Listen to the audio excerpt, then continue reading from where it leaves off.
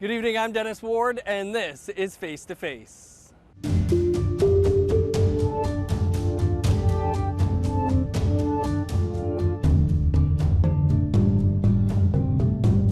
Our guest this week is Algonquin MMIWG family member and advocate Bridget Tolley.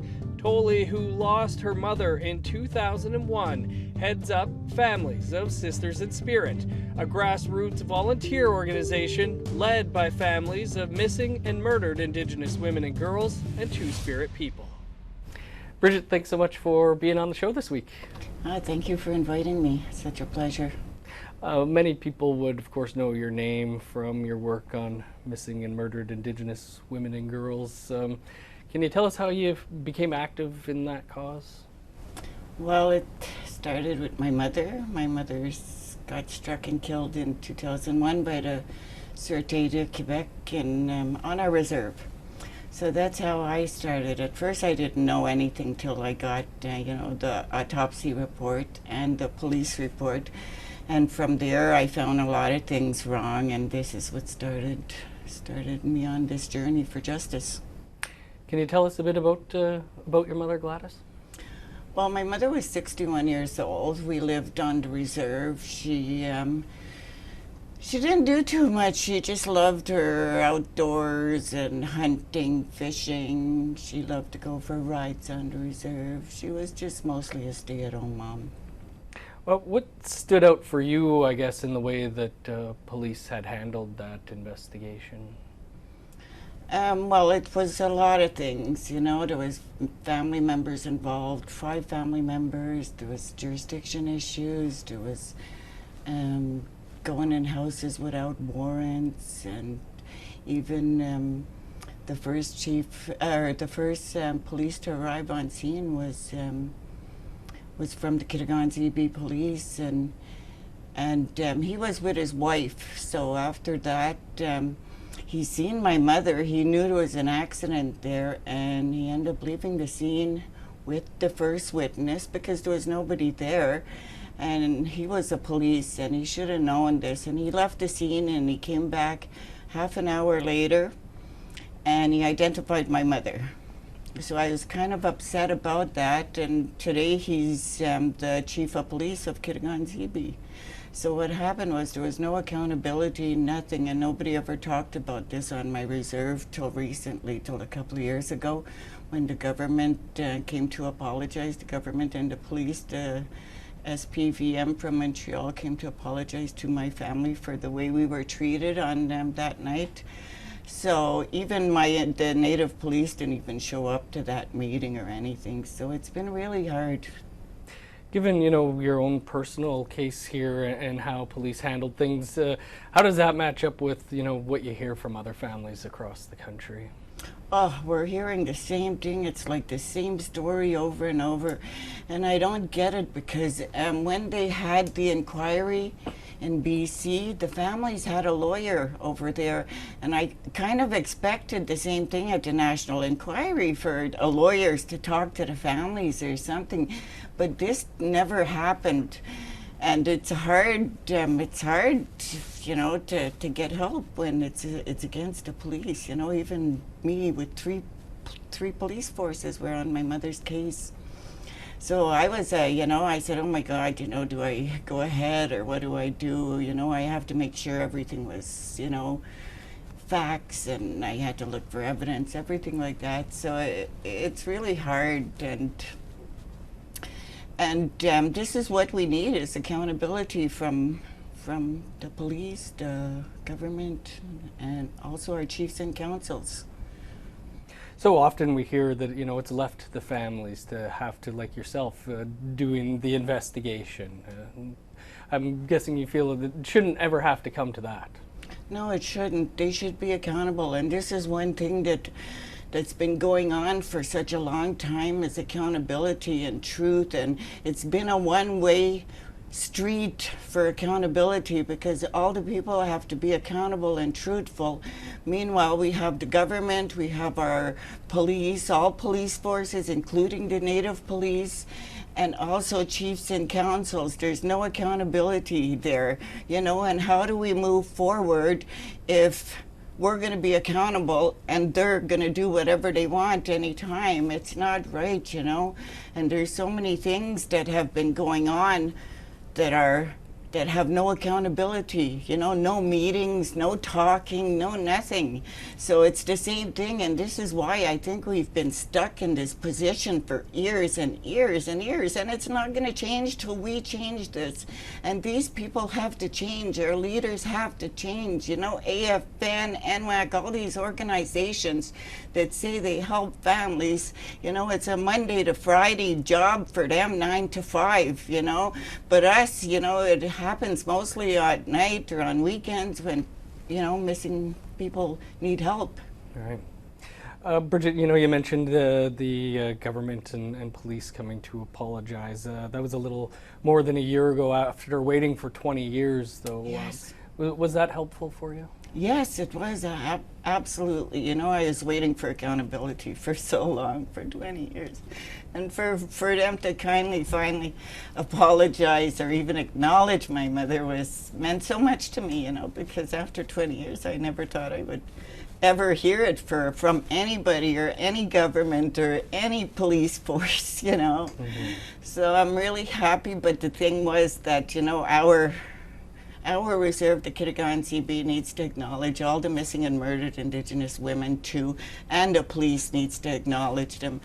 And I've been calling for the resignation for our chief of police, you know, because this is wrong what they're doing. And this is, you know, we need accountability. I'm worried about my family. I'm worried about other families and the way their cases are going to be. Are they going to be the same way as my mother's? Are they going to, you know, are we all drunken Indians? That's what they were trying to make my mother look like, that she died because she was drunk and not because she got hit by the police car. Right. Are you still hoping, you know, you had the apology, but are you still hoping that there's some sort of reinvestigation or inquest into your mother's death? Yes, I am. I'm hoping for accountability. I mean, an apology is not accountability, you know, so I want the accountability. And one thing that I've been calling for is investigations into the police, you know. Why isn't anybody looking into our police reports where it shows the proof where the negligence is and everything like that? But nobody wants to look at this. We're all going back, you know, sharing stories. I mean, we've been on a hill since 2006. Prime Minister Trudeau comes in 2017 and he tells us he failed Indigenous women and girls. We're 2023 now and he hasn't done anything. It's still failing Indigenous women and girls, you know, Two-Spirit, all of us. And what do? We've been there since, you know. We tried everything. We walked, we talked, we danced, we drum, we sing. We did everything. What else can we do for them to acknowledge us or to do right, you know, like the women in the landfill, you know? It's so hurtful. Bridget, we're going to talk about all of those things that you just mentioned there. We've just got to step aside for a quick break, and then we'll continue the conversation here on Face to Face with MMIWG advocate Bridget Tolley. Stick around.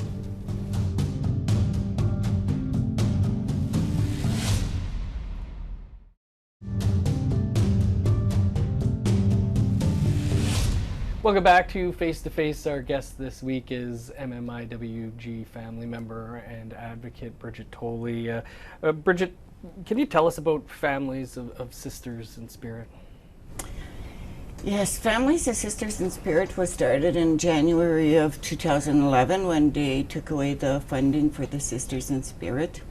I didn't want our women to be forgotten or anything like that, and I didn't want the Sisters in Spirit to, you know, to be forgotten about. So I said, we're the families, and we're the families of the Sisters in Spirit. So we started out and started fighting for accountability, you know, data, more info, whatever we can get. And we've been doing that since 2011. And we just help families with what we can. We don't have too much, you know, we just have work with our donations we get. We don't accept government funding because I don't want them to tell us what to do and what to say like they do to other organizations. So yeah, so we do work, we put out missing, we help families, especially here in our community because we get a lot of community support here. So we do what we can to honor and remember all our families, and I'm still looking for justice. So, you know, I don't know how long we'll be doing this, but 20 years is a long time, and there's other families been doing it for 30, 40, 50 years even.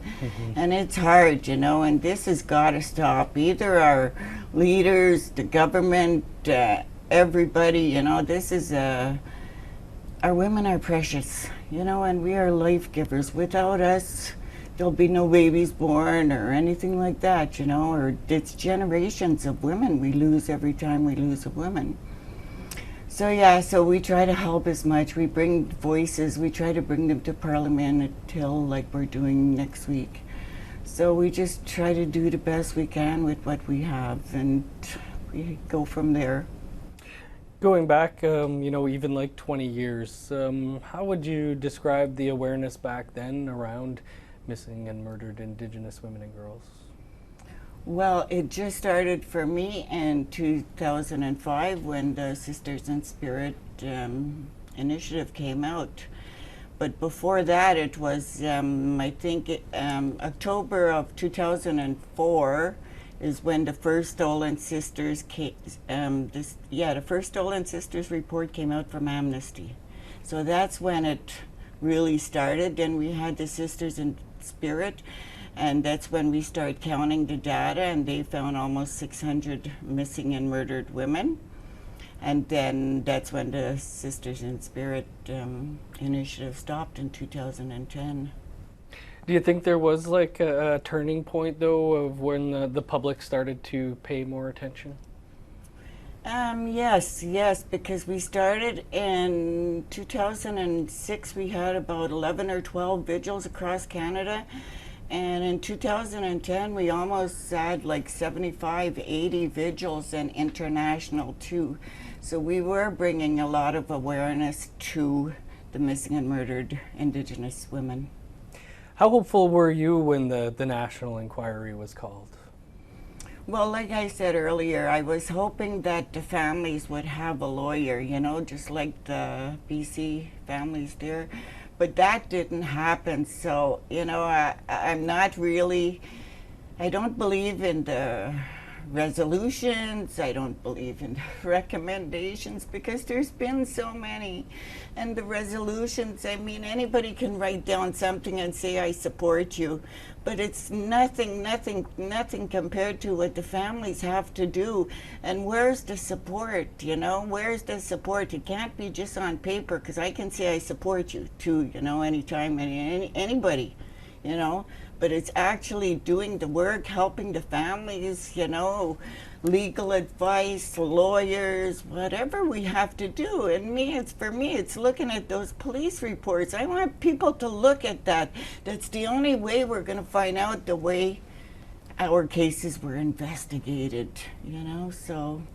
That seemed to be one thing that a lot of people pointed to with the inquiry. Even the commissioners themselves, it seemed like wanted to see, you know, police data, police reports. Was that one of the big missing elements for you in the whole inquiry? Yes, it was, you know, because those families, I thought they were going to be getting their police reports, their autopsy reports, any kind of reports. I thought that was the help they were going to give families, since they couldn't, you know, they didn't have no legal advice or nothing. And this is what we need, is legal advice. Nobody's been given us any legal advice or offered us any lawyer to talk to any lawyers or anything like that. I don't know why, you know, they did wrong, and they did wrong in our cases, and we have the proof in our police reports, just like in my mother's. This is 3 police forces that made mistakes in my mother's case, you know, including the Montreal police. So they were the investigating police. They were supposed to be the investigating police. So there's so much wrong, and why they're not doing it or why they're not helping us, I don't know. But this is what I want, I want to see. You just want to see the truth. Look at our reports, They said that in the autopsy report, in my mother's police report, they said, oh, Mrs. Tolley lived in Kittigawn-CB. There was 11,000 hectares of land. There's 2,300 houses. There's 800 people. And they said Mrs. Tolley drank beer every day. So this was the first paragraph on the autopsy report, and I just read that and I stopped right there and I said, that was enough. That's all I had to hear. And no matter the criticism, I guess, of the national inquiry, there did seem to be a lot of support for the final report and the calls for justice, but I get the sense that that didn't quite live up to your expectations either. No, absolutely not. We don't need any more recommendations. We don't need any more resolutions. We need action. We need help. We need somebody to call when somebody's missing. We still don't know where to call or what to do when somebody goes missing. I think the Quebec, I think they got a 800 number maybe for the missing to call there. So that's a start, at least we know where to call or somebody to point us in the right direction. And like I said, most of these missing happen at night. So who do you call at night? Even here in Ottawa, there was one girl missing at night and they told us to call back in the morning. Right. So what, I don't know.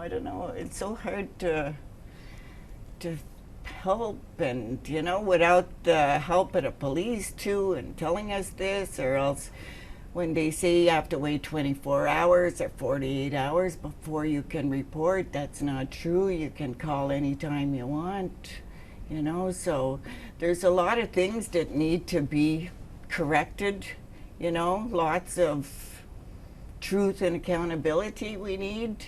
It's the only way we're going to move forward. This is going to keep happening to our next 7 generations. If they're not accountable to the people and we have to be accountable to them, it's not working. Right. Not working. Bridget, more to talk about here. We're just going to step aside for one more quick break, and then we'll continue the conversation here on Face to Face with MMIWG family member and advocate Bridget Tolley. Stick around.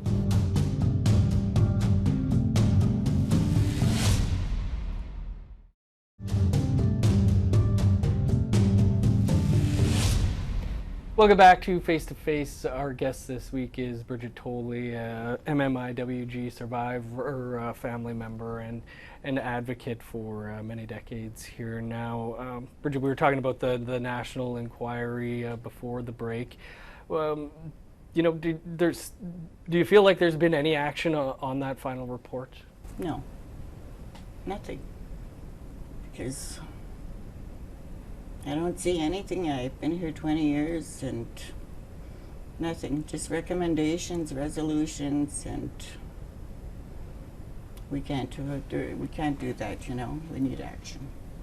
What would you like to see governments, whether it's, federal, provincial, municipal, band council, or even individuals themselves, what would you like to see happen to try and improve things? Well, like I said, it all comes down to truth and accountability. There's nothing else, We have to be accountable. They need to be accountable too. They can't do what they want anytime they want, like I said, we've been on the Hill since 2006. We're now in 2023, and the federal government is still failing Indigenous women and girls. It's not up to us. We did everything we can. It's up to them to do right, And this hurts a lot of families. Every time something happens, it's very triggering to a lot of families, because all the families get, comes back, either it's a police report or anything like that. So it's they have to be accountable. Well, you're going to be back on the Hill next week, which will be a few weeks after or before this will actually air on television. But Families of Sisters in Spirit is hosting a rally on the very first day that Parliament returns, September 18th, calling to support or to search the landfills near Winnipeg. Why is this for you here an important thing to support? Well, first of all, it's a human rights issue. You know, any human being doesn't belong in a landfill as their last resting place. You know, we're all human beings. We all get treated the same way, no matter what color you are. No person deserves to be in a landfill as their last resting place. And it hurts my heart, because I've been, you know, doing this for 20 years, trying to get accountability. And these families have been outside winter, summer, you know, trying to get their loved ones out of the landfill. You know, this is so unbelievable. I can't believe this is happening. And, you know, what I don't like about this is they're making it a political issue too in Manitoba. The NDP says, well, we'll search, and the other ones don't want to search. So this is hard to, you know, like, we're not political, we're human beings. You know, it's not a political issue whether we search or not. You know, it should be we're searching and that's it. We're going to bring home anybody whoever's in a landfill. You know, so it doesn't matter who it is or which landfill. You know, they need to be found. We have the technology to do it. We have dogs to do it. I would have done it a long time ago. And if Canada doesn't want to do it, it looks like we might have to go do it ourselves, you know. And I know we can do it. We just need to find the right people. Bridget, some delicate and difficult work that you do. You know, what keeps you hopeful throughout all of this? I always ask myself that too. I know I pray to the Creator often, and stuff like this happens to me. You know, I'm there, oh, what are we gonna do next? And the next thing you know, I'm meeting Camp Mercedes, Camp Morgan, the families, the new families, you know. And when I was doing the event for the Hill on September 18th, we had one, we were supposed to have it in August. So it was a thunderstorm here in Ottawa, so I canceled it, and I really hate to go on the Hill when they're not sitting. Mm-hmm. So I said, well, I'm going to make it for September 18th. They're coming back. The new council will be there, and, you know, so now I have something to look forward, somebody to help fight, you know, and continue my own fight for justice and accountability. So that's what keeps me going. And I believed in the Creator, and He helps me and brings me all these families, and we're here in Ottawa and Algonquin territory. So, well, Bridget, we wish you all the best on your journey, and thank you for all the work you do as well. Like I mentioned, somebody on one of my social media accounts said you were their hero. So we appreciate you taking the time for us here. Oh, Kachimika, anytime. I really want to help anybody I can help. We don't have much money, but we'll do what we can to share any missing or to help anybody, any family that needs our help. Good stuff, Bridget. Thanks so much. That is all the time we have for this week's show. You can catch up on any episodes you may have missed by visiting our website, aptnnews.ca. This episode also and all of our previous episodes are also available as podcasts. You can find those wherever you download your podcasts. I'm Dennis Ward. Thanks so much for being with us. We'll see you back here next Tuesday.